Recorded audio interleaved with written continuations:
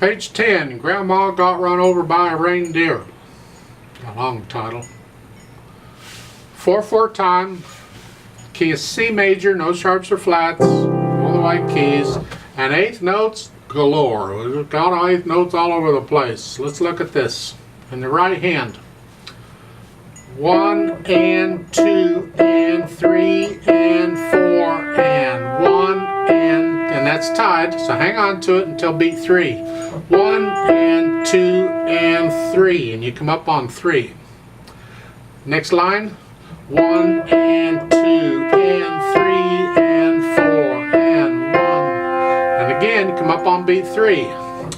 Next line, now come up the hand, just move up, and 3, 5.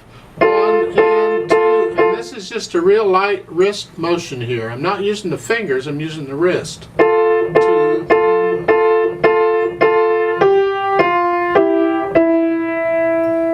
And now third line, second measure. 1 and 2 and 3 and 4 and 1.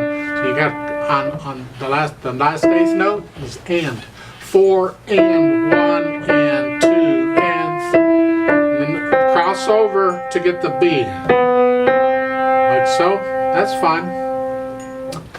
Gets a little tricky in the bottom. I'll come back to the bottom line here when we talk about the left hand, because we got to put them together there.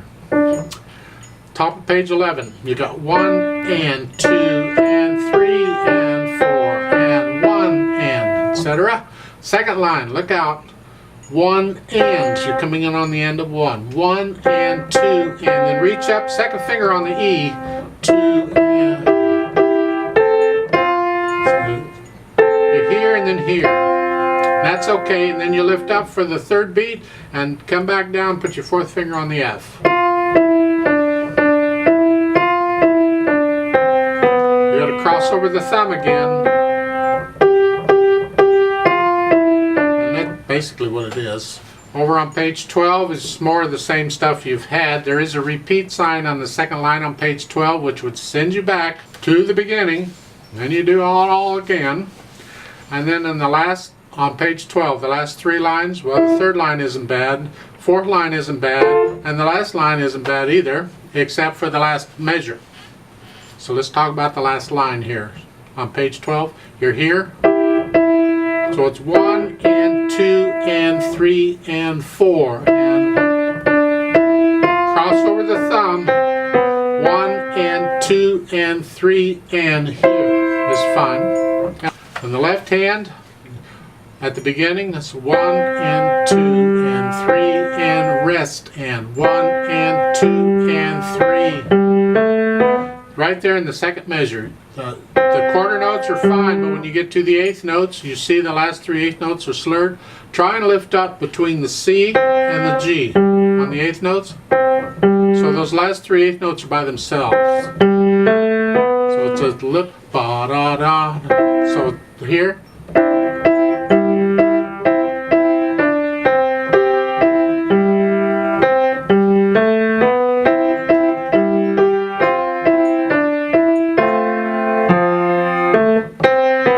You're getting this lift on the left hand each time. A little silence between the first 2 eighth notes. Don't play it real short, just a little silence. Now, third line down, it's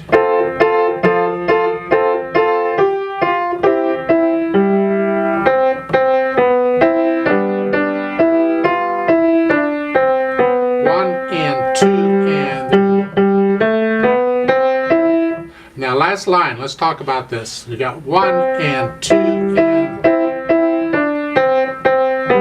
See, rather than the crossing over this time for the melody, I'm letting the left hand take it. So the counting on is 1 at the beginning of that last line. 1 and 2 and 3 and 4 and 1 and 2 and 3 and. That's tricky. So 1 and 2 and 3 and 4 and going on 1 and 2 and.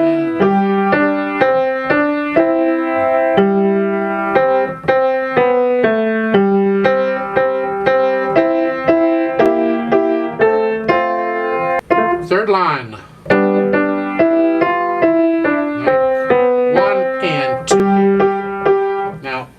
line, second measure. Look out. After the first beat, we're finding the second beat. You have eighth notes in the right hand, but the left hand isn't. The left hand. So you're holding the left hand down for those G's, and now you're going to play them. So look out. 1 and 2 and 3.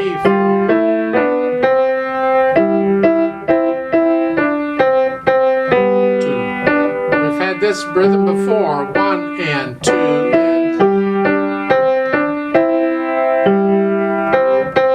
and top of page 12. 1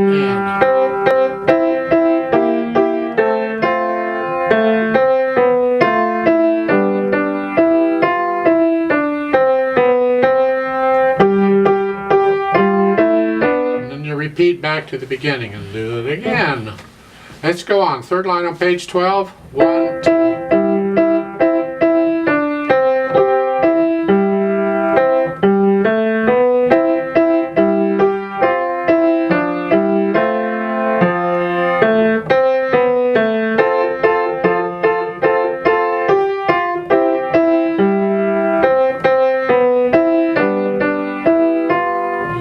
At the bottom on page 12, second measure, you have an accent on that first beat, so give that just a little extra oomph on that note. 1.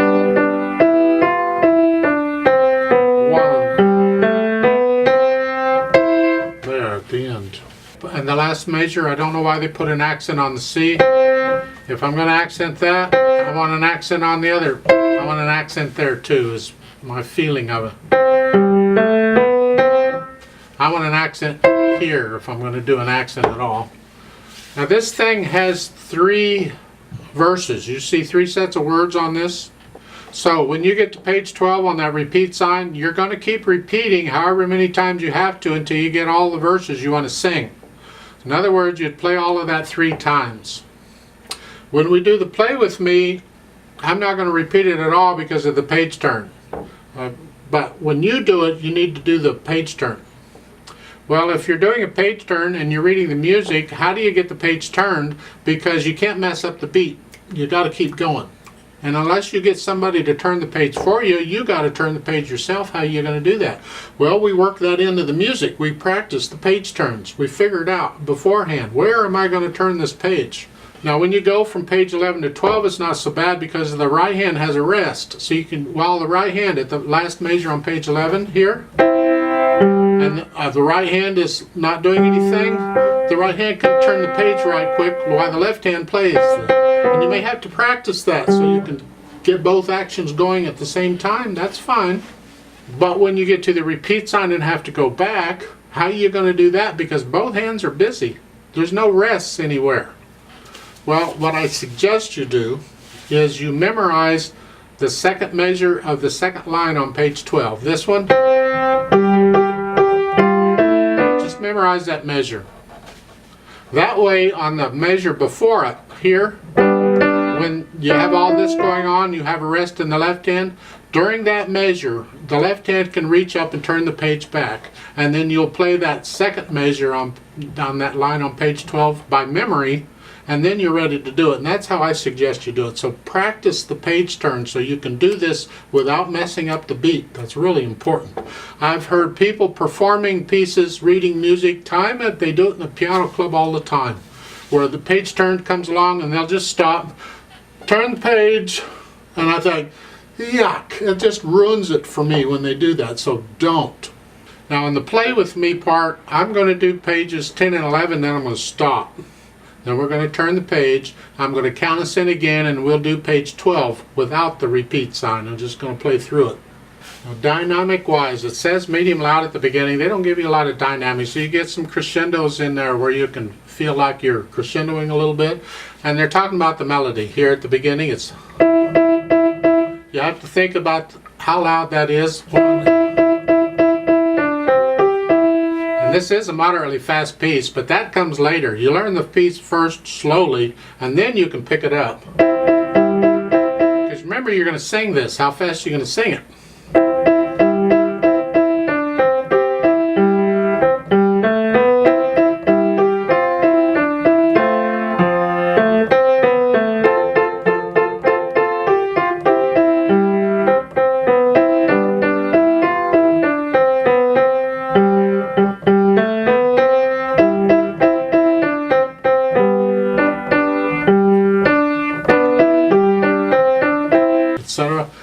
get to page 11, second line, you got a crescendo up to a loud. There's not a lot of difference there, but just a little bit. You're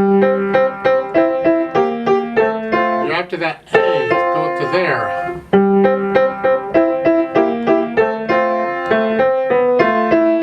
And stay there. And to the end of the third line, now you come back down to a medium saw.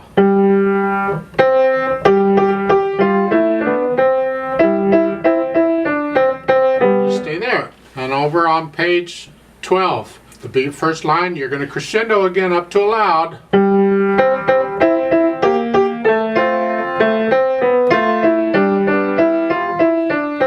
the end of the second line, you come back down. And then you medium loud again, back there, just kind of between the two. Get to know the piece, and then you can feel this loudness and soft. What do you feel it should be? Because you'll get a little louder and softer in other places just because you feel it. But learn it the way it's written first, and then you can feel it later. Now there is a few places in here where the arrangement causes a bit of a problem in the way it's arranged. I just want to make sure you understand what's going on so you can deal with it, because you will run across it from time to time. And that is, both hands want the same note at the same time, or close to it, and it doesn't work. Look at the beginning of this in the first line. The last note of the first measure is a C in the right hand. And then the next measure, the first note in the left hand is that same note. Well, I want to connect the melody. Well, I can't, because I got to get off the C a little early in the right hand so the left hand can have it. Because the C plays with the G. And that causes a problem. This happens in other places with other notes where you just be aware of it. Not a lot you can do at this point. You just get off just a speck early so the other note can have it. That's only a suggestion I have for now. Later on, when we get a little more advanced music, we can do more advanced techniques to take care of it. But right now, don't worry about it. Just do the best you can. You get it in other places. For instance, on page 11, in the second line, in the first measure, you're here to start with. Here, the right hand's playing those C's, but the left hand needs it immediately. Now here, you can bounce along, because you can't connect a repeated note on a piano. So you can separate those and get away with it, and that separation gives you what you need to do this.